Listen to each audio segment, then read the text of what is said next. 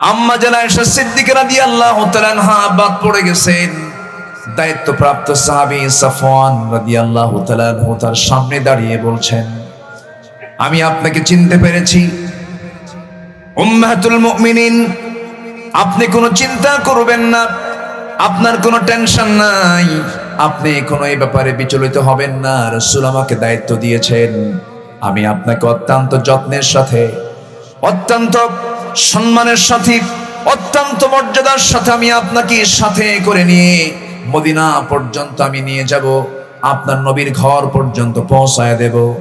আমার নবীজি এই অর্ডার তাকে দেওয়ার কারণে আম্মা জান আয়েশা সিদ্দিকা রাদিয়াল্লাহু তাআলা আনহাকে রাতের বেলা তাকে অত্যন্ত সম্মান মর্যাদার সাথে তাকে সঙ্গে করে নিয়ে ঘোড়ার পিঠে করে তাকে মদিনার নবীজির ঘর পর্যন্ত পৌঁছায় দিলেন।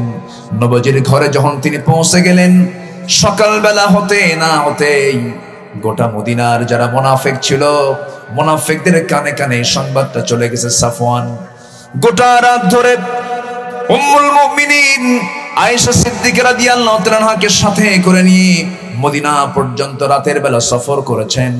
মুনাফিকরা এই ঘটনাকে সম্পূর্ণ উল্টা বানায়া তারা চতুর্দিকে প্রচার করে ফেললো, তোমরা কি জানো আয়েশা তার সতীত্ব নষ্ট করে ফেলেছে, আয়েশার সতীত্ব চলে গেছে।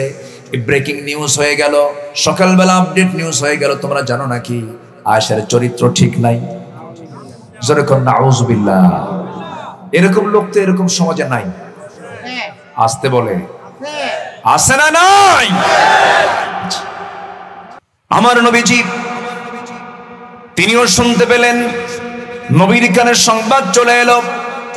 নবীজি যখন শুনতে পেলেন, চট করে ঘরের মধ্যে ঢুকে বললেন, আয়েশা আমি যেন তোমার ব্যাপারে কি শুনলাম, কি যেন আমার কানে এলো। আয়েশা আমি তোমাকে জানিয়ে দিচ্ছি, আয়েশা আমি তোমাকে একটা কথা বলে দিচ্ছি, আমি তোমাকে কখনো একটা বারের জন্য সন্দেহ করি না। মেহেরবানি করে আমি তোমাকে যেটা অনুরোধ করব, তুমি এই মুহূর্তে আমার বাড়িতে তোমার জন্য থাকাটা ঠিক হবে না। তোমার ব্যাপারে যে কথা আমার কানকে ভারী করে দিয়েছে, তুমি এই মুহূর্তে তুমি চলে যাও তোমার বাবার বাড়ি। কার বাড়ি? বাবার বাড়ি চলে যাও। বাবার বাড়িতে জানা গেলে পরে এই বিষয়টা আমার কাছে কেমন যেন জটিল মনে হচ্ছে, আমি তোমাকে সন্দেহ করি না। আম্মা জান আয়েশা সিদ্দিকা রাদিয়াল্লাহু তাআলা আনহার কানে যখন এই কথাটা চলে গেল, স্বামীর মুখ থেকে যদি এমন জাতীয় কথা যদি কোনো স্ত্রীর কানে চলে যায়, মনটাকে ঠিক থাকার কথা নাকি? নবীজির মনটাও ঠিক নাই, আম্মা জান আয়েশার মনটাও ঠিক নাই। আম্মা জান আয়েশা চোখের পানি ফেলতে ফেলতে বলছেন, ইয়া রাসূলুল্লাহ, ইয়া হাবিবাল্লাহ, আপনি শুধু আমার স্বামী নন, আপনি হচ্ছেন আল্লাহর নবী।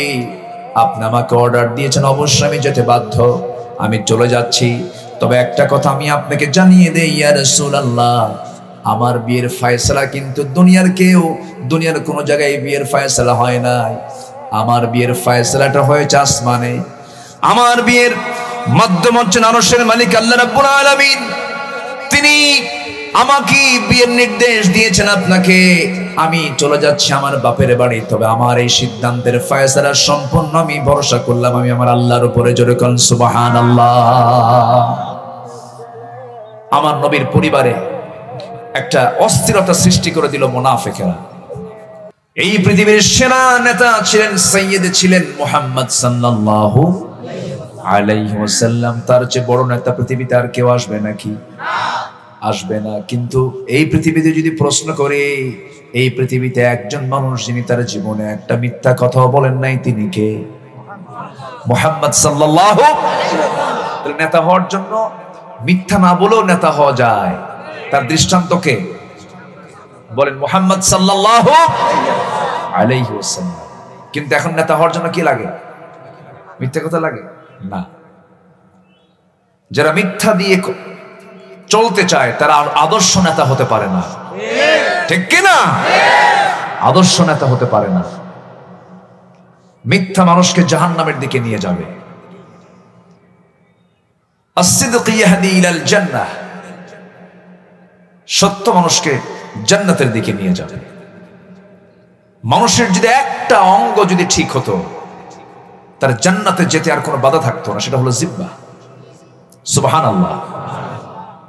আল্লাহ রাব্বুল আলামিন বলেন, ইয়া আইয়ুহাল্লাযীনা আমানু ইত্তাকুল্লাহা ওয়া কুলু কাওলান সাদীদা ইউসলিহ লাকুম আ'মালাকুম ওয়া ইয়াগফির লাকুম যুনুবাকুম ومن يطع الله ورسوله فقد فاز فوزا عظيما ইমানদাররা তোমরা আল্লাহকে ভয় করবে এবং ওয়াকুলু কাওলান সাদীদা স্ট্রেট ফরওয়ার্ড কথা বলবে, সোজা সাপটা কথা বলবে, নিয়ে কোনো কথা বলবে না। মুনাফিকদের কথা কি সোজা হয় না আঁকা বাঁকা হয়? দেখবেন কথার মধ্যেই মারপ্যাচ, কথার মধ্যেই। কিন্তু ইমানদার মারপ্যাচে যায় না সোজা যায়? জান্নাতটা মারপ্যাচে না সোজা? সোজা। মারপ্যাচ করে যারা কথা বলে, মিথ্যার মিশ্রণ ঘটিয়ে যারা কথা বলে, আল্লাহ বলছেন কথা যদি তোমার সোজা হয়ে থাকে তাহলে আমি আল্লাহ কি করব? ইউসলিহ লাকুম আ'মালাকুম, তোমার জীবনের যত আমলগুলো আছে ভুল থাকলে আমি আল্লাহ ঠিক করে দেব। কি করে দেব?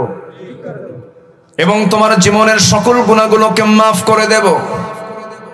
গুনাহ তোমার থাকবে না, সব গুনাহ মাফ করে আমি তোমাকে সম্মানজনক জান্নাত আমি তোমাকে দিয়ে দেব। শর্ত হলো জিহ্বাটাকে তুমি ঠিক করো। তোমার জিহ্বা ঠিক নাই, কোনো কিছুই ঠিক নাই। তোমার জিহ্বা ঠিক আছে, সব ঠিক আছে। ইযা আসবাহা ইবনে আদম ফাইনাল আ'দাআ কুল্লু শাইইন তাকফুরুল লিসান ইত্তাকিল্লাহা ফিনা ফাইন্নামা নাহনু বিক ফাইন ইসতাকামতা ইসতাকামনা ওয়া ইন ওয়াজাজতা ওয়াজাজনা আও কামা ক্বালা আলাইহিস সালাতু ওয়াস সালাম। রাসূল বলেছেন, যখন কোন আদম সন্তান ঘুম থেকে ওঠে, ঘুম থেকে ওঠার সঙ্গে সঙ্গে মাথা থেকে পা পর্যন্ত প্রত্যেকটা অঙ্গ প্রত্যঙ্গ চলে আসে জিহ্বার কাছে। কার কাছে? জিহ্বার কাছে। এসে বলে, তাকফুরুল লিসান ইত্তাকিল্লাহা ফিনা, হে জিহ্বা তুমি হচ্ছে আমাদের রাজধানী, তুমি আমাদের সবচাইতে মূল। তুমি জিহ্বা যদি ঠিক থাকো, কারণ আমরা তোমার সঙ্গে সর্বক্ষণ থেকে যাই, তুমি জিহ্বা যদি ঠিক থেকে যাও আমরা ঠিক থেকে যাব, আর তুমি যদি ব্যাঠিক হয়ে যাও আমরাও ব্যাঠিক হয়ে যাব। এই জন্য ইমানদার জিহ্বা দিয়ে যা তা কথা, যা তা খাওয়া তাকে খেতে পারে নাকি? না। জিহ্বার লাগাম ধরার দরকার আছে না নাই? আছে। জিহ্বাকে কন্ট্রোল করো, তোমার ঈমান নিয়ন্ত্রণে থেকে যাবে, ঈমানটা ঠিক থেকে যাবে। জিহ্বা কন্ট্রোল করো মানে তোমার ভুল হয়ে যাবে, মোড়ে মোড়ে তোমার ভুল হয়ে যাবে। কিন্তু মুনাফিকরা জিহ্বার সবচাইতে মিস ইউজ বেশি করে। এই জন্য আমরা কথা বলবো কম কিন্তু আমল করব বেশি, আমল করব বেশি। আল্লাহ তাআলা আমলকে দেখতে চান। মুনাফিকদের ব্যাপারে আল্লাহ তাআলা বলছেন, আল্লাহু ইয়াশহাদু, আল্লাহ নিজেই সাক্ষী দিচ্ছেন মুনাফিকরা সবচেয়ে বড় মিথ্যুক। এর চাইতে বড় মিথ্যুক আর কোন জাতি, কোন গোষ্ঠী হতে পারে না। এই জন্য মুনাফিকদের সমস্ত চরিত্র যা আছে আল্লাহ তাআলা তুলে ধরেছেন। এর মধ্যে এক নম্বর চরিত্র হলো মিথ্যা কথা বলা। আমরা কেউ কোনোদিন মিথ্যা কথা বলবো না। মামলায় মিথ্যা সাক্ষী আছে না নাই? আছে। অধিকাংশ মামলায় সত্য সাক্ষী না মিথ্যা সাক্ষী? বলেন, সত্য না মিথ্যা? ইমানদারের কাজ না মুনাফিকের কাজ? মুনাফিকের কাজ। আমার বন্ধুগণ, এমনও মামলা আছে নিরপরাধ মানুষ, সে কিছুই জানে না, চুল পরিমাণ তার কোনো দোষ নাই। মামলার যে বাদী হয়ে মামলা করেছে সে নিজে জেতার জন্য সম্পূর্ণ জানে আমি যার বিরুদ্ধে মামলা করতেছে তার চুল পরিমাণ কোনো দোষ নাই। আপনার এই মিথ্যা মামলার কারণে, আপনার এই মিথ্যা সাক্ষী দেওয়ার কারণে যে লোকটা নিরপরাধ ভাবে, যে লোকটা অন্যায় ভাবে এই জুলুমের শিকার হলো, সে যদি তার মার খেদমত থেকে বঞ্চিত হয়ে যায়, স্ত্রী খেদমত থেকে বঞ্চিত হয়ে যায়, সন্তানদের হক আদায় করা থেকে যদি বঞ্চিত হয়ে যায়, এই যে আপনার কারণে মার খেদমত করতে পারলো না, স্ত্রী খেদমত করতে পারলো না, সন্তানের খেদমত যে করতে পারলো না, এই যে হকগুলো নষ্ট হলো, এই সমস্ত অপরাধের সমস্ত দায় কিয়ামতের দিন আপনার পিঠে চলে যাবে। কথা কি বোঝা যায়? আমার বন্ধুগণ, আমার ভাইয়েরা, এই জন্য আমরা এই দুনিয়াতে এসেছি। কাফের হয়েও মরতে চাই না, মুশরিক হয়েও মরতে চাই না, ফাসিক হয়ে মরতে চাই না, জালিম হয়ে মরতে চাই না। আমরা মরতে চাই হলো মুমিন হয়ে। কি হয়ে বলেন? আল্লাহ তাআলা মুমিন নামে সূরা নাযিল করেছেন। সূরা মুমিনুন নামে একটা সূরা দিয়েছেন। যারা পারেন সুন্দর করে বলুন, ক্বাদ আফলাহাল মুমিনুন আল্লাযীনা হুম ফী সালাতিহিম খাশিউন والذين هم عن اللغو معرضون والذين هم للزكاة فاعلون والذين هم لفروجهم حافظون إلا على أزواجهم أو ما ملكت أيمانهم فإنهم غير ملومين فمن ابتغى وراء ذلك فأولئك هم العادون والذين هم لأماناتهم وعهدهم راعون والذين هم على صلواتهم يحافظون أولئك هم الوارثون الذين يرثون الفردوس هم فيها خالدون জোরে বলুন আল্লাহু আকবার। আল্লাহ তাআলা বলেছেন, ওই সমস্ত মুমিনরা সফল যাদের মধ্যে 60টা গুণ পাওয়া যাবে, 60টা সিম্পটম যাদের মধ্যে পাওয়া যাবে, তারা হলো সফল মুমিন। নাম্বার 1 হলো যারা নামাজটা সুন্দর করবে, যারা নামাজটা সুন্দর করবে, খুশুর সঙ্গে নামাজটা পড়বে। নাম্বার 2 হলো যারা অনর্থক কথা থেকে জিহ্বাকে দূরে রাখবে। নাম্বার 3 হলো যাকাতটাকে ঠিক রেখে যারা সম্পদকে পবিত্র রাখবে। নাম্বার 4 হলো যারা লজ্জাস্থানের হেফাজত করবে। নাম্বার 5 হলো যারা ওয়াদা ঠিক রাখবে। নাম্বার 6 হলো যারা আমানত ঠিক রাখবে। নাম্বার 7 হলো যারা নামাজ দিয়ে শুরু করে নামাজ দিয়ে শেষ করে বলছেন যারা নামাজের ব্যাপারে যত্নবান হবে। এই 7টা গুণ যার মধ্যে পাওয়া যাবে, আমি আল্লাহ তাকে জান্নাতুল ফেরদাউসের ওয়ারিস বানাইয়া দেব। একটু আস্তে বলি সুবহানাল্লাহ, জোরে বলি সুবহানাল্লাহ। কিন্তু এই 7টা কাজ কখনো মুনাফিকরা করতে পারে না। নামাজ পড়ে কিন্তু নামাজটা দেখানোর জন্য পড়ে। ফাওয়াইলুল লিল মুসাল্লিন আল্লাযীনা হুম আন সালাতিহিম সাহুন। এটা হচ্ছে মুনাফিকদের নামাজ। আমরা মুনাফিকদের মতো নামাজ পড়তে চাই না, মুমিনদের মতো আমরা নামাজ পড়তে চাই। আমার বন্ধুগণ, মুমিনরা নামাজ পড়বে খুশুর সাথে। মুমিনরা তার জিহ্বাকে কন্ট্রোল করবে, লজ্জাস্থানকে হেফাজত করবে। আজকের মাহফিল আমি লক্ষ্য করে দেখছি ম্যাক্সিমাম যুবকরা আজকের মাহফিল উপস্থিত। আলহামদুলিল্লাহ, জোরে বলি আলহামদুলিল্লাহ। যুবকরা আজকের সমাজে ফিতনা কম না বেশি? মোবাইল কি কম ফিতনা নাকি? হ্যাঁ, আমার আগে চেয়ারম্যান মহোদয় মনে হয় কথা বলেছেন না? উনি কোথায় আছেন? তো খুবই চমকপ্রদ কথা বলেছিলেন তিনি। সম্মানিত ভাইয়েরা, একটা জাতির ধ্বংসের জন্য আগে টার্গেট করতে হয় হলো যুব সমাজকে। আজকে যুব সমাজ কিন্তু ধ্বংসের দ্বার প্রান্তে। মাদক আমার দেশে কি কঠিন কিছু না সহজ কিছু? বলেন, মাদকটা পেতে গেলে কি খুব বেশি কষ্ট করতে হয়? হ্যাঁ, কষ্ট ছাড়াই। আবার অনেকে এটার ব্যবসাও করে, আছে না নাই? আশেপাশে তো উখিয়া, তাই না? উখিয়া রামু তো পাশাপাশি। জি, ওনারা বিসির ব্যবসা করে। বিসি না দানা কয়, দানা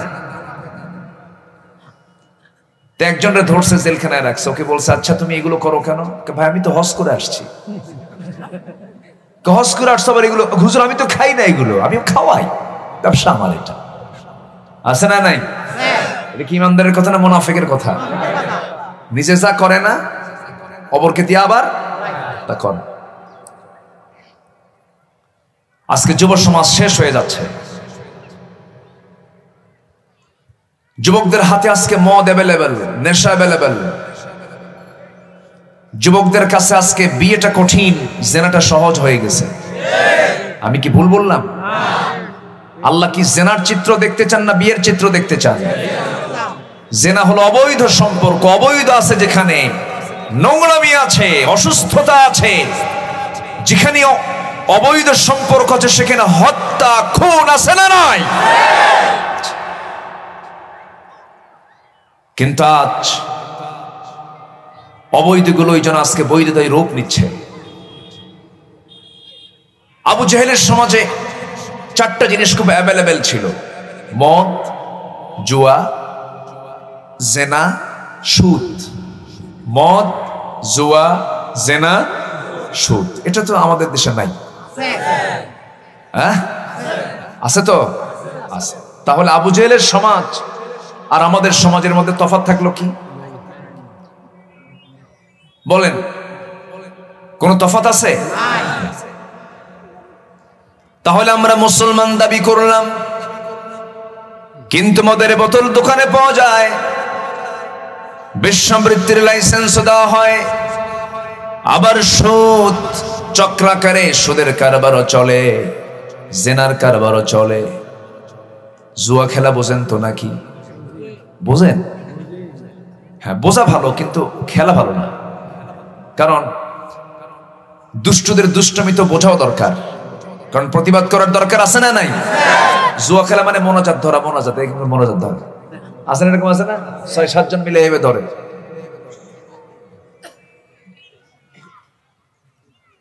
এগুলো সব হলো শয়তানের কাজ। আমার দেশে হাজার হাজার ওয়াজ মাহফিল চলে, লক্ষ লক্ষ মসজিদ যে দেশে, এরপরে লক্ষ লক্ষ আলেম ওলামা, লক্ষ লক্ষ হাফেজে কোরআন, মাহফিল চলছে, ওয়াজ চলছে, মানুষ শুনতেছে। কিন্তু দিন দিন মদের বোতল কমছে না বাড়ছে? সুদের কারবার কমছে না বাড়ছে? জেনার কারবার কমছে না বাড়ছে? তাহলে মাদ্রাসা, মসজিদ, এই যে ওয়াজ মাহফিল গুলো চলতেছে, এর মধ্য দিয়া সমাজ থেকে এগুলো বন্ধ করা যাবে না। বন্ধ করার জন্য জায়গা মতো বন্ধ করার সিস্টেম ইসলামেও আছে না নাই? আসতে বলবেন না, আছে না নাই? জায়গা মতো সূরা শুরা, আল্লাহ তাআলা একটা সূরা নাজিল করেছেন, ওয়ামরুহুম শুরা বাইনাহুম। যে কোনো কাজ তোমরা করতে যাবে পরামর্শের ভিত্তিতে, কিন্তু পরামর্শ করবে চোর না ভালো মানুষ? কিন্তু এখন পরামর্শ করে কারা? মদখোর পরামর্শ করলে তো মদের বিলই পাস হবে, সুদখোর পরামর্শ করলে তো সুদের বিলই পাস হবে। কষ্ট হচ্ছে না? উচিত কথায় বন্ধ বাজার, গরম ভাতে। ও, এই কথা এলাকায় আছে? আচ্ছা, আমার ভাইয়েরা, আমার নবীজি 40 বছর পর্যন্ত চেষ্টা করেছেন। 40 বছর কি কম? 15 বছরে তিনি প্রাপ্তবয়স্ক হয়েছেন, 25টা বছর তিনি নবুয়ত পান নাই। হালফুল ফজল গঠন করেছেন, সমাজকে সংশোধনের জন্য চেষ্টা করেছেন। আমার নবীর মতো মানুষ, এই বিশ্বমানের, বিশ্বের সেরা মানুষ, বিশ্ব নবী, আমার নবীজি নবুয়ত পাওয়ার আগে অনেক চেষ্টা করেছেন, পারেন নাই। সমাজটাকে ভালো করার জন্য হালফুল ফজল গঠন করেছেন, তাও তিনি ব্যর্থ হয়েছেন। কিন্তু ব্যর্থ হন নাই তখনই যখন তিনি শুরু করেছেন কি দিয়া? আসতে বলবেন না, কি দিয়া? রাসূল কোরআন সারা 25 বছর চেষ্টা করে যদি রাসূলের মতো না মানুষ না পারেন, আমরা পারবো নাকি?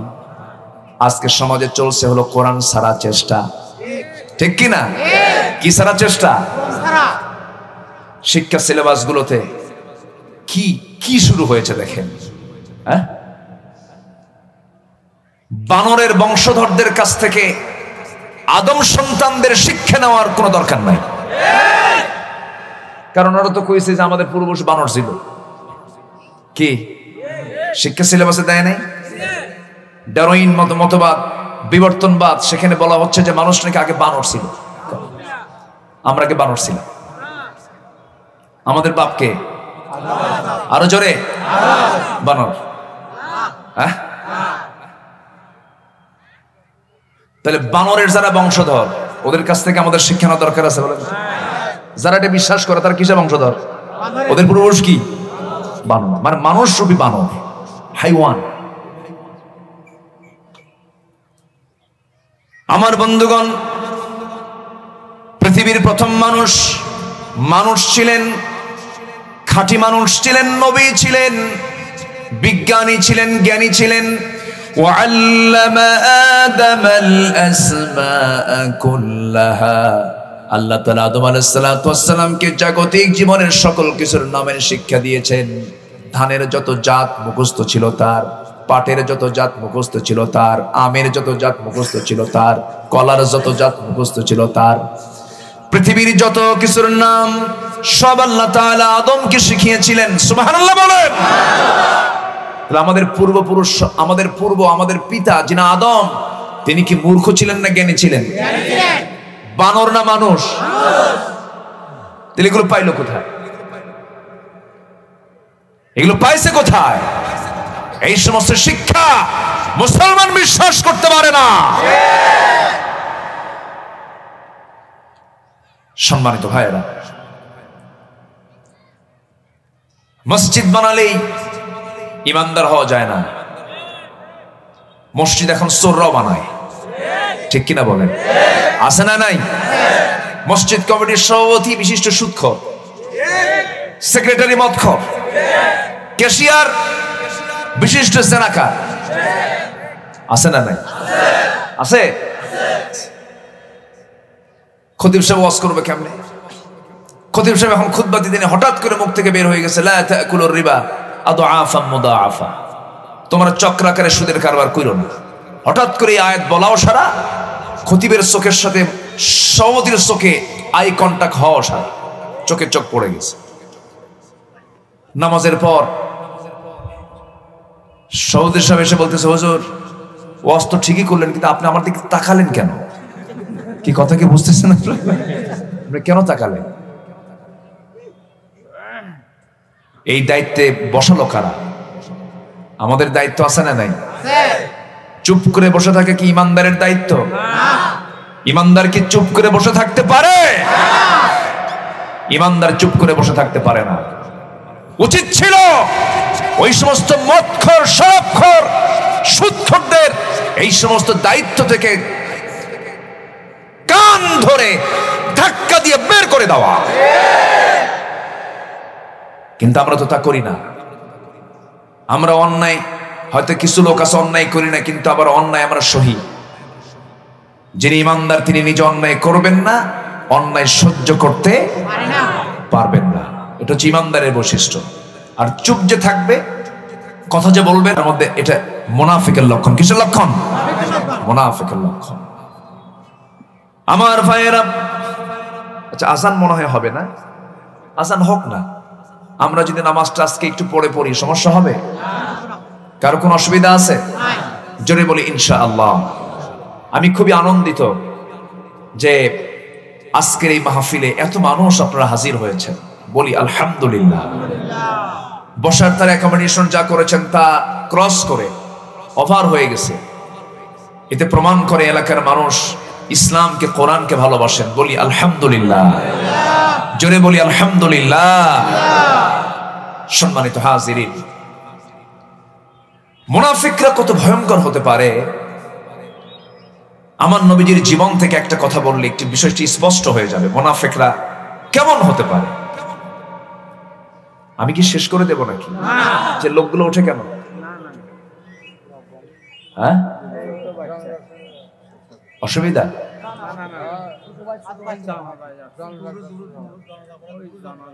ও আচ্ছা, একটু বসেন না। আমার নবীজি কোন একটা যুদ্ধের ময়দানে গিয়েছিলেন। যুদ্ধের ময়দান থেকে ফিরে আসার পথে, আমার দিকে তাকান সবাই, যুদ্ধের ময়দান থেকে ফিরে আসার পথে আমার নবীজি সেই যুদ্ধের ময়দানে তার স্ত্রী আম্মা জান আয়েশা সিদ্দিকা রাদিয়াল্লাহু তাআলা আনহাকে নিয়ে গিয়েছিলেন। তো ফিরে আসার পথে আমার নবীজি বললেন, শোনো সাহাবীরা, আমরা ফেরার পথে যদি কেউ বাদ পড়ে যাই, সাফওয়ান আমি তোমাকে এক্সট্রা করে দায়িত্ব দিলাম, তোমার দায়িত্ব হলো বাদ পড়া সাহাবীদেরকে তুমি নিরাপদে মদিনায় পৌঁছিয়ে দিবে, এটা তোমার দায়িত্ব। আমার নবীজির স্ত্রী আম্মা জান আয়েশা সিদ্দিকা রাদিয়াল্লাহু তাআলা আনহা, তিনি ছিলেন উটের পিঠে। উটের পিঠে তিনি একটা হাওদার ভিতরে তিনি বসা ছিলেন, পালকিতে বসা ছিলেন। মাঝপথে তার প্রকৃতির চাপ চেপে চেপে আসলো, হাজতের প্রয়োজন হয়ে গেল, শৌচকার্যের প্রয়োজন হলো। হাওদা থেকে তাকে নামায় দেওয়া হলো। পালকি থেকে নেমে তিনি আড়ালে চলে গেলেন। হাজত সারতে গিয়ে তার কিছু বিলম্ব হলো। বিলম্ব হওয়াতে তিনি যখন একটু দেরি করে যখন তিনি তার হাওদাতে এসে চড়বেন, এসে দেখেন উটও নাই, হাওদাও নাই, লোকজন কেউ নাই, সব তাকে রেখে চলে গেছে। এখন প্রশ্ন হলো, যিনি দায়িত্ব পেয়েছিলেন তিনি কি দিকে খেয়াল করেন নাই? অবশ্যই তিনি খেয়াল করেছেন। বাদ বললেন কেন? আম্মা জান আয়েশা সিদ্দিকা রাদিয়াল্লাহু তাআলা আনহা ছিলেন চিকন চাকন মানুষ, ওজন শূন্য, তেমন ওজন ছিল না তার। ওই মহিলা, ওই সাহাবী আম্মা জান আয়েশার দায়িত্বে যিনি ছিলেন, তিনি ভেবেছিলেন মনে হয় হাওদার মধ্যে তিনি আছেন, পালকির মধ্যে তিনি আছেন। পালকিতে থেকেও যে ওজন না থেকেও সে ওজন খুব অল্প, হালকা ওজনের মানুষ ছিলেন। আজানটা এখানে না দিলে কি হতো উনি বোঝে না? একদম কাছে, এখানে আজান না দিলে হয়তো একটু আপনি পড়ে দেন, এখানে আজান হবে পড়ে ইনশাআল্লাহ। মুখে দেন, মুখে আজান দিয়ে দেন, সারছে, উনি আর শুনবেন না। মুখে আজান দেন, বলে দেন না এটা।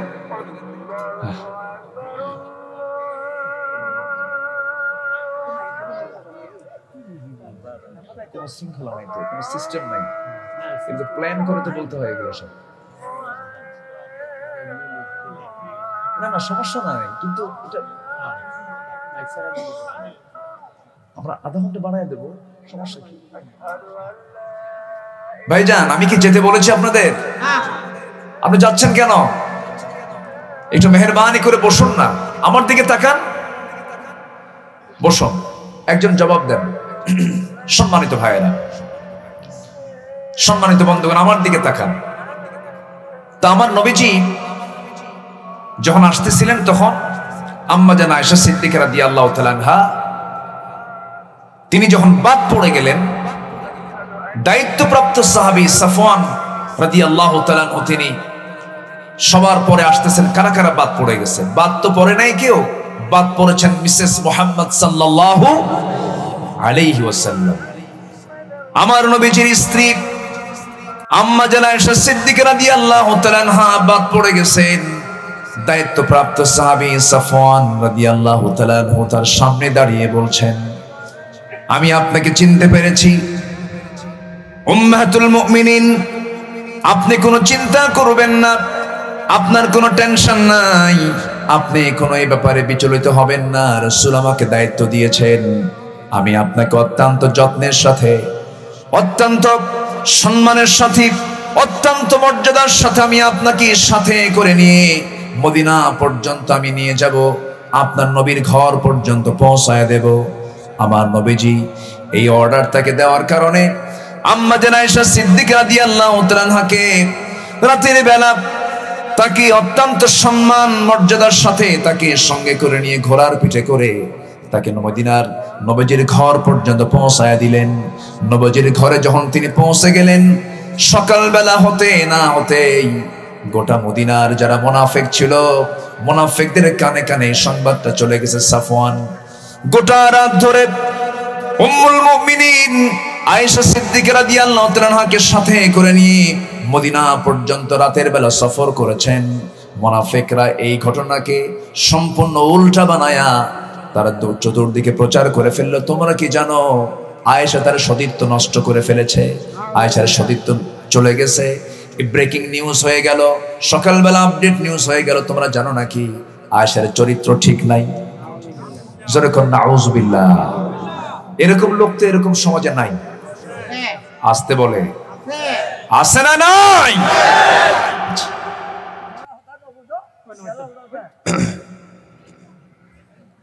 কি বলতেছে উনি? হ্যাঁ, আমরা পড়বো ইনশাআল্লাহ। মুরব্বী খুব স্পিরিট আছে, কিন্তু খুব সাহসী, আলহামদুলিল্লাহ বলেন।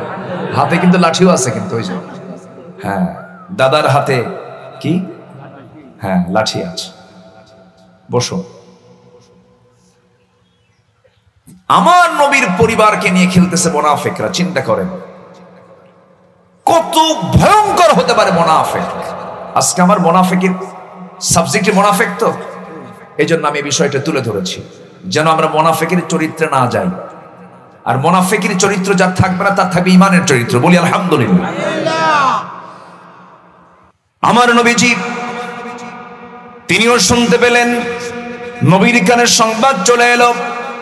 নবীজি যখন শুনতে পেলেন, চট করে ঘরের মধ্যে ঢুকে বললেন, আয়েশা, আমি যেন তোমার ব্যাপারে কি শুনলাম, কি যেন আমার কানে এলো। আয়েশা, আমি তোমাকে জানিয়ে দিচ্ছি। আয়েশা, আমি তোমাকে একটা কথা বলে দিচ্ছি, আমি তোমাকে কখনো একটা বারের জন্য সন্দেহ করি না। মেহেরবানি করে আমি তোমাকে যেটা অনুরোধ করব, তুমি এই মুহূর্তে আমার বাড়িতে তোমার জন্য থাকাটা ঠিক হবে না। তোমার ব্যাপারে যে কথা আমার কানকে ভারী করে দিয়েছে, তুমি এই মুহূর্তে তুমি চলে যাও তোমার বাবার বাড়ি। কার বাড়ি? বাবার বাড়ি চলে যাও। বাবার বাড়িতে জানা গেলে পরে এই বিষয়টা আমার কাছে কেমন যেন জটিল মনে হচ্ছে। আমি তোমাকে সন্দেহ করি না। আম্মা জান আয়েশা সিদ্দিকা রাদিয়াল্লাহু তাআলার কানে যখন এই কথাটা চলে গেল, স্বামীর মুখ থেকে যদি এমন জাতীয় কথা যদি কোনো স্ত্রীর কানে চলে যায়, মনটাকে ঠিক থাকার কথা নাকি? নবীজির মনটাও ঠিক নাই, আম্মা জান আয়েশার মনটাও ঠিক নাই। আম্মা জান আয়েশা চোখের পানি ফেলতে ফেলতে বলছেন, ইয়া রাসূলুল্লাহ, ইয়া হাবিবাল্লাহ, আপনি শুধু আমার স্বামী নন, আপনি হচ্ছেন আল্লাহর নবী। আপনি আমাকে অর্ডার দিয়েছেন, অবশ্যই আমি যেতে বাধ্য। আমি চলে যাচ্ছি, তবে একটা কথা আমি আপনাকে জানিয়ে দেই, ইয়া রাসূলুল্লাহ, আমার বিয়ের ফয়সালা কিন্তু দুনিয়ার কোনো জায়গায় বিয়ের ফয়সালা হয় নাই। আমার বিয়ের ফয়সালাটা হয়েছে আসমানে। আমার বিয়ের মাধ্যম হচ্ছেন আরশের মালিক আল্লাহ রাব্বুল আলামিন। তিনি আমাকে বিয়ের নির্দেশ দিয়েছেন আপনাকে। আমি চলে যাচ্ছি আমার বাপের বাড়ি, তবে আমার এই সিদ্ধান্তের ফয়সালা সম্পূর্ণ আমি ভরসা করলাম আমি আমার আল্লাহর উপরে। জোরে কোন সুবহানাল্লাহ। আমার নবীর পরিবারে একটা অস্থিরতা সৃষ্টি করে দিল মুনাফিকেরা। মুনাফিকদের কাজ হলো ব্যক্তি, সমাজ, পরিবার, রাষ্ট্রে হট্টগোল সৃষ্টি করা, বিশৃঙ্খলা সৃষ্টি করা। আছে না নাই? এই চরিত্রের লোক কিন্তু সমাজে আছে। আমার নবীর পিছনে ইক্তেদা করেছে, অথচ নবীর পিছনে নামাজ পড়ার পরও নবীজি সিলেক্ট করা, নবীজি তালিকা তৈরি করেছিলেন।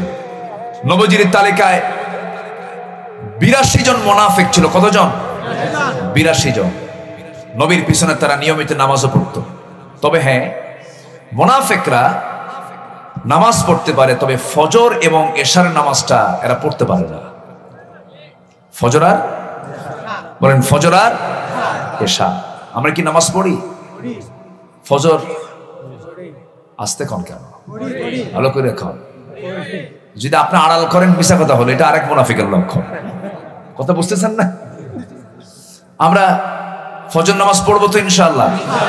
এশার নামাজ, হ্যাঁ, নামাজ কয় ওয়াক্ত? মূলত মুনাফিকরা জোহর পড়ে, আসর পড়ে, মাগরিব পড়তে পারে, কিন্তু ফজর আর এশার নামাজ পড়তে পারে না। মুনাফিকের লক্ষণ কিন্তু ইমানদারের মধ্যে আসতে পারে, কিন্তু ইমানদারকে সচেতন হতে হবে। আমার বন্ধুগণ, নবীজির এক সাহাবীর কাছে দেওয়া সেই লিস্টের তালিকা যিনি বহন করতেন, মাঝে মাঝে সাইয়েদনা ওমর ফারুক তার কাছে যেতেন, গিয়ে বলতেন, ভাই দেখো তো ওই তালিকার মধ্যে আমি ওমর, আমার নামটা আছে নাকি? কথা বোঝা গেল? আমার নামটা আছে নাকি? ওমরের মতো মানুষ নিজেকে সন্দেহ করতেন। বলতেন দেখো তো আমার নামটা আছে নাকি। সঙ্গে সঙ্গে সেই সাহাবী বলতেন ভাই ওমর, আপনি আমাকে কি প্রশ্ন করলেন? আপনার নামটা এই তালিকায় থাকবে, আপনি কেন সন্দেহ করেন? কি দেখো আমারও সন্দেহ লাগে, আমার কেমন যেন মনে হয়। সঙ্গে সঙ্গে সেই সাহাবী বলছেন ভাইজান ওমর, আপনার কি ফজর কখনো নষ্ট হয় নাকি? না। এশা কখনো নষ্ট হয় নাকি? না। যার ফজর নামাজ এশার নামাজটা নষ্ট হবে না, সে কখনো মুনাফিকের কাতারে অন্তর্ভুক্ত হবে না। ফজর পড়বেন কারা? একটা হাত তুলে দেখেন তো দেখি। সবাই বলি ইয়া আল্লাহ, আরো জোরে ইয়া আল্লাহ। আমাদেরকে ফজর, যোহর, আসর, মাগরিব, ইশা 5 ওয়াক্ত সালাত আদায় করা তৌফিক তুমি আল্লাহ দিয়া দাও। জোরে বলি আমিন। আরো জোরে আমিন, আরো জোরে আমিন। কষ্ট পেলেন? নামাজ কার হক? আসতে বলবেন নামাজ কার হক? আল্লাহর হক। এক ওয়াক্ত নামাজ ছেড়ে দেওয়া যাবে না। মুনাফিকরা তাদের ভিতরে নামাজের অবহেলা থেকে যায়, নামাজের গাফলতি থেকে যায়, কিন্তু ইমানদার নামাজে খুব পাঞ্চুয়াল হয়। আজকে আমরা এই জায়গায় একসঙ্গে নামাজ পড়বো ইনশাআল্লাহ। পড়বেন তো না দৌড় মারবেন? হ্যাঁ পড়বেন সবাই? অজু ছাড়া না অজু সহ? অজু সহ। অজু করা ফরজ, নামাজ পড়াও ফরজ। আমার বন্ধুগণ, আমার দেশে ওয়াজ শোনার বহু মানুষ, কিন্তু যখন বলা হয় নামাজটা পড়ো না কেন, ফজরের সময় ওজুর পানি খুব ঠান্ডা, আছে না? ওয়াজ শুনতে মজা লাগে কিন্তু নামাজ পড়তে মজা লাগে না। এটা কি ইমানদারের লক্ষণ না মুনাফিকের লক্ষণ? মুনাফিকের লক্ষণ। আম্মা জান আয়েশা সিদ্দিকা রাদিয়াল্লাহু তাআলা আনহা চলে গেলেন বাবার বাড়ি। বাবা কথা বলে না, মাও কথা বলে না, কারণ রাসূল তাকে সেই বাড়ি থেকে তার বাবার বাড়িতে যাওয়ার জন্য পরামর্শ দিয়েছেন। একটা মেয়ের জীবনের সবচেয়ে বড় কষ্ট যখন স্বামীর মুখ থেকে আসে, তুমি তোমার বাবার বাড়ি চলে যাও। আমার নবীর খুব কষ্ট হচ্ছে। নবীজি রাতের বেলা ঘুমাতে যান, হাত টাগায় দেন, আয়েশা আছে মনে করে, কিন্তু আয়েশাকে যখন কাছে পান না, আমার নবীজির বুকটা খান খান হয়ে যায়। নবীজির চোখের পানি দিয়ে যায়, নবীজির চোখের পানি দিয়া বালিশগুলো ভিজে যাচ্ছে, সেজদা জায়নামাজ ভিজে যাচ্ছে। নবীজি কাঁদতেছেন, হারে মুনাফিকরা কি ষড়যন্ত্র শুরু করেছে। নবীও কান্দে, আয়েশাও কান্দেন। মুনাফিকরা এখনো হাসার লোক আছে না নাই? এখনো আছে, মিষ্টি খায়। পবিত্র কাবার ইমাম কনসার্টের বিরুদ্ধে কথা বলেছেন, বেহায়াপনার বিরুদ্ধে কথা বলেছেন, অপসংস্কৃতির বিরুদ্ধে কথা বলেছেন। খুতবারত অবস্থায় তাকে গ্রেফতার করে কট করে জেলখানায় ঢুকিয়ে তাকে 10 থেকে 12 বছরের সাজা দেওয়া হয়েছে। এই সমস্ত কাজ যারা করে তারা ইমানদার হতে পারলে তারাই মুনাফিক। কারণ মুনাফিকদের কাজ হলো তারা ইয়ামুরুনা বিল মুনকার, তারা অসৎ কাজের আদেশ দেয় আর সৎ কাজের বাধা দেয়। আর ইমানদাররা সৎ কাজের আদেশ দেয়, অসৎ কাজের বাধা দেয়। এটা কি মোল্লার কথা না আল্লাহর কথা? আল্লাহর কথা। আমার নবীজির এই অস্থিরতা কাটলো না। মুনাফিকরা সব হাসতেছে, দেখো মুহাম্মাদের ঘরে আগুন ধরে গেছে।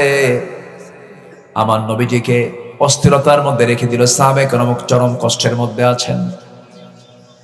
আম্মা জান আয়েশা শুকায় শুকায় পাটখড়ির মতো হয়ে গেছেন, নখের মতো হয়ে গেছেন। এখনো ফয়সালা আসে না, কোনো ফয়সালা এখনো আসে নাই। এখান থেকে একটা বিষয় ক্লিয়ার, সেটা হলো গায়েবের মালিক একমাত্র কেবলমাত্র কে? গায়েব কে জানেন? রাসূল যদি জানতেন তিনি বলতেন আয়েশা তোমার যাওয়ার দরকার নাই, ওগুলো সব মুনাফিকরা, কোনো সমস্যা নেই, তুমি আমার কাছে থাকো। তিনি কি তা বলেছেন? তা বলেন। কিন্তু আমার দেশের কিছু দরবারের ভণ্ডরা ওরা আবার গায়েব জানে, আছে না? ওরা গায়েব জানে। বাচ্চা হয় না, গিয়ে বলে বাবা বাচ্চা তো নাই, এটা বাচ্চা দেওয়া যাবে কি?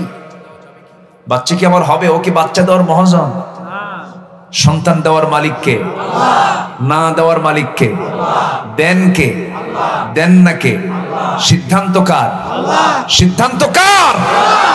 আপনি যখনই আপনি কারো কাছে সন্তান চাবেন, কোন কিছুর জন্য যখন আপনি কারো কাছে ধারণা দিবেন, এটা কি ইমানদারের কাজ না মুশরিকের কাজ, তখন আপনি কিসের অন্তর্ভুক্ত হলেন? মুশরিক। নাম্বার 1, তাড়াতাড়ি বিয়ে করো। কেউ কিছু কয় না। কি খুশি না বেজার? হ্যাঁ, চুপচাপ, কোনো আওয়াজ নাই। খুশি? হ্যাঁ, বিয়ে শাদী করতে হবে। যারা খুশি না ওরা ঠিক নাই। কি বিয়ে করতে চাবেই তারা যাদের চরিত্র ঠিক আছে, আর যারা বিয়ে করতে চায় না তাদের চরিত্র ঠিক রাখা মুশকিল। আমার মনে মনে চিন্তা, হুজুর বিয়ে যে করবো, মেয়ের বাপ তো রাজি হয় না, এরকমও তো আছে, কিছু ক্লেম আছে না নাই? আচ্ছা, সমাজে অনেক ঘাটতি আছে। আল্লাহ তাআলা জেনার দৃশ্য দেখতে চান না বিয়ের দৃশ্য দেখতে চান? জেনাকে বন্ধ করার জন্য কি চালু করা দরকার? বিয়েকে কঠিন না সহজ? আর জেনাকে কি করতে হবে? কঠিন করতে হবে। আজকে সমাজে জেনা সহজ না বিয়ে সহজ? জেনা সহজ। আল্লাহ তুমি সবাইকে বোঝার তৌফিক দিয়ে দাও, জোরে বলি আমিন। নাম্বার 2, পিতামাতার খেদমত করবা। যুবক, পিতামাতা দোয়া করবে, তোমার রিজিক ডাবল হবে। জোরে বলি সুবহানাল্লাহ। অনেক লম্বা লম্বা কথা ছিল, পারলাম না। আমি বুঝি নাই যে এত ভিতরে। আমি রামতে ওই যে ফুটবল নাকি, ফুটবল চত্বরের একটু আগে প্রায় নামাজ পড়লাম, ওখানে জুমার নামাজ। আমি অনেক আগে এসেছি, তো জুমার নামাজে বসলাম, সেখানে নামাজ শুরু হলো, নামাজ পড়লাম। নামাজ পড়ে এসে ভাবলাম যে রামুই তো, রামু যে এত দূরে তা তো বুঝি নাই আমি। আরো 3 কিলোমিটার, জি। কিন্তু যেখানে ফুটবল, ওটাও কিন্তু রামু না? ওটা রামু না? ওটাও রামু উপজেলা, অনেক বড় তো। যাই হোক, যে কথাগুলো হলো আমরা আমল করব, জোরে বলে ইনশাআল্লাহ। মুনাফিকদের কথা সত্য হয় না মিথ্যা হয়? যদি মিথ্যা বলি তাহলে কি হব আমরা? আস্তে কয়। ওয়াদা যদি ভঙ্গ করি তাহলে কি হব? আমানতের যদি খেয়ানত করি তাহলে কি হব? আচ্ছা, যদি মুখ থেকে যদি বাজে কথা, খারাপ গালে যদি বের হয়, ভাবতে হবে আমি কি হয়ে যাচ্ছি। তাহলে এই সমস্ত স্বভাবগুলো আমাদের জীবন থেকে আমরা মাইনাস করব, জোরে বলি ইনশাআল্লাহ। আরো জোরে বলি ইনশাআল্লাহ। অনেক কথা হলো, কারণ নামাজের সময় অনেক আগে এসেছে, আরো আধা ঘন্টা আগে নামাজের সময় চলে আসছে। আমি একটু এক্সটেন্ড করেছি, এই জন্য উঠতে আমার দেরি হয়েছে। এই জন্য সময়টাকে একটু বাড়ায় দিয়ে আসরের সালাতের দিকে তাকিয়ে যতটুকুন হয়েছে আমরা বলে ফেলি আলহামদুলিল্লাহ। আরো জোরে বলি আলহামদুলিল্লাহ। সমাজ থেকে মদ, জুয়া, সুদ, জেনা এগুলো বন্ধ করার জন্য শুধু ওয়াজ হলে হবে না, শুধু নসিহত করলে হবে না, শুধু দাওয়াতি কাজ করলেই হবে না। আমার নবীজির মতো 13 বছর মক্কায় রাসূল মার খেয়েছেন, শেষের 10 বছর মার দিয়েছেন। মার শুধু খাইলে হবে না, মার দিয়ে বাতিলদের মোকাবেলা করে আল্লাহর জমিনে দ্বীন কায়েমের মধ্য দিয়ে এই সমস্ত অন্যায় দূর করার আন্দোলন করতে হবে, ঠিক কিনা? এই উদাত্ত আহ্বান জানিয়ে